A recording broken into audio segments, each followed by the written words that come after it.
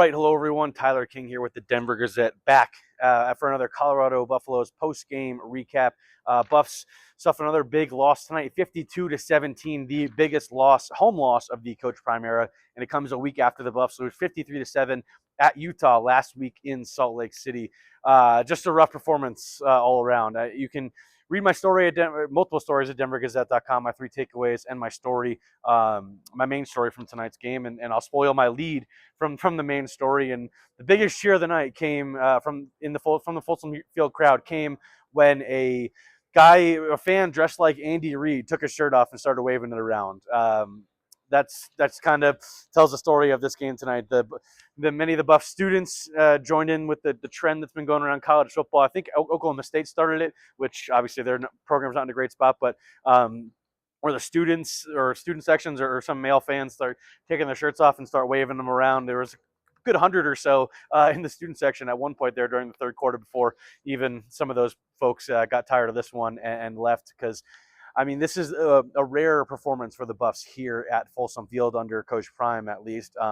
10-7 at home coming into this one, and their biggest loss was 7 points here in Boulder under Deion Sanders. So definitely not something this crowd is used to, and definitely not something Deion Sanders is used to with this program, because obviously they struggled in 2023 going 4-8, but you knew Shedeur Sanders was coming back. Travis Hunter was coming back for one more year last year in 2024, and they could build off of it and build around those guys, and guys would want to come play with them, and that's what happened. And they won 9 games, and if not for tiebreakers, they would have been playing in the Big 12 championship.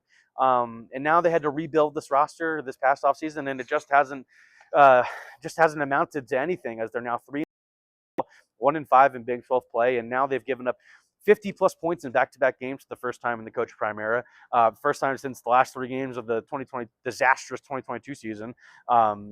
And that's kind of what it felt like tonight, that Utah game at the end of the 2022 season. The Buffs, it's really not competitive from the jump. They were down 17-0 again in the first quarter. It was even faster, the deficit this week, than it was last week in Salt Lake City. I think it was less than 8 minutes that Arizona needed to take a 17-0 lead. And I think we saw the end of the Kaidon Salter era tonight. We'll obviously talk about Julian Lewis, who gets his first real extended action of his career. And there's a lot to analyze with that situation, because he's now playing 2 games, and you do the math, there's 3 games left. So if JuJu plays in all 3 of those games, his red shirt's gone. I'm not sure how much he or his parents or the Buffs coaching staff cares about that in today's day and age of college football. Or, I mean, is anybody really expected to be around a program for 5 years where they're going to play for 4 and redshirt a year, especially at the quarterback position, let's be honest. But like I said, probably the end of the Kaidon Salter era. Really struggled tonight. He was 11 for 15, but only for 49 yards. Had a bad fumble, had a bad interception.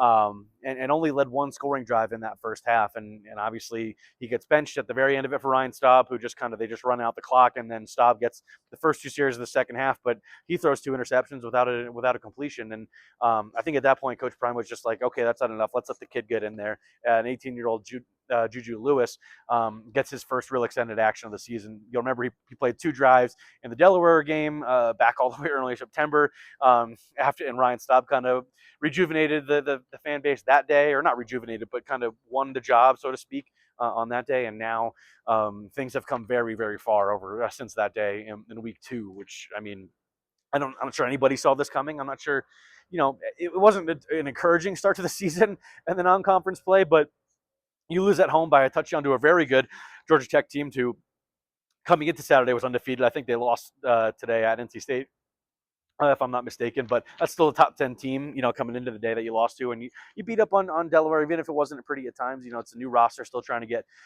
used to playing with each other. But now the Buffs have to win out to make a bowl game. And I don't even think that's on the minds of anybody within this program right now, because of how bad the last 2 losses have been, coming off a bye week, which they went into the bye week with what felt like a breakthrough win over, what was then a ranked Iowa State team. And, they finally closed out a game, had a good second half performance, all that kind of stuff, which we've talked about here on the feed. But now you've given up, 105 points or whatever it is over the last 2 games. 105-24, I think the combined score is now from the last 2 games, and that feels like 2022 Colorado, which the promise of Coach Prime was that, maybe in year 1 it would look like that a little bit at times, and it did, at the end of the year with the Washington State game and things like that. But it was down the road, year 3, this was not supposed to look like this. And I understand Coach Prime, owning it all himself and wanting, the blame to be solely on him and not on the coordinators or the players, because it is easy to attack the coordinators. I mean, obviously Pat Shermer has been under a lot of fire this season, and Robert Livingston. I don't think it's really on him, the defensive performance, but it has been really, really bad at a lot of times for the season. Tonight, like I said, you give up 100 points in the last over 100 points in the last two games, and the defense is going to have to take a lot of blame for that, and the players just really haven't been up to snuff. Which I've written about at the Denver Gazette, just how volatile the transfer portal is, and when you get a class like this, it doesn't hit the effect it can have on your season as it looks right now. So. And I understand Coach Prime is the one that hired these coaches, signed these players to their NIL deals and all that kind of stuff and the revenue share agreements. But and he says he feels like he has the answers. So maybe we just have to trust him at his word that he knows what it's gonna take to get this thing turned around. Because I don't think this fan base or really anybody is gonna stand for another season like this next year. And maybe it is, finally, maybe it is JuJu Lewis that is the future of this program. I mean, he was pretty solid today.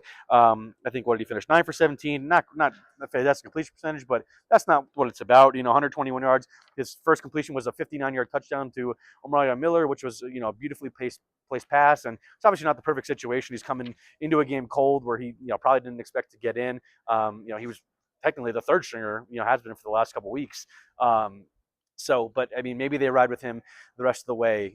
Coach Prime said he hasn't been part of a discussion about burning the red shirt because, like I said, if he plays in these last three games, he will burn that red shirt. But I think as long as he's okay with it, and if the parents are okay with it too, then I would kind of go with burning the red shirt and playing the kid at this point, because you got to establish some kind of hope for the future. Because I don't know I don't know if you could put Kaidon Salter back in.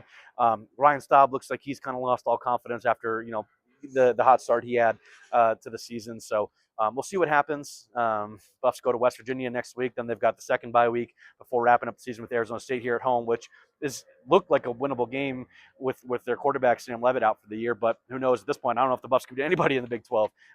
West Virginia even got its first Big 12 win today, putting up 45 points on the road at Houston, a team that kicked the crap out of the Buffs less than 2 months ago. So, and then they end the year obviously at Kansas State and Manhattan in the last week of the regular season. So we'll see what happens. I'll be here to break down it all and cover it, as the season certainly has not gone the way Coach Prime and the Buffs anticipated, and I don't blame them. I mean, I had them at 7-5, and that's obviously out the window. I thought they'd be able to make a bowl game in back-to-back seasons for the first time in 20 years, but simply not going to happen. And games like this tonight and last week at Utah are what people are going to think of when it comes to this, remembering this 2025 Buff season, because the post Julian Sanders, post Travis Hunter era has not got off to a great start, and now we'll see where the Buffs go from here in the offseason, because I think fans are already starting to look toward that way, and we'll be here to cover whatever happens, whether it's coaching changes, personnel changes with the roster, which I'm sure there'll be plenty of both. So stay tuned for all of that coverage, and make sure to subscribe to the channel. I appreciate everybody who stayed through the video at this point and watched. Make sure to leave a comment. Let me know how you guys are feeling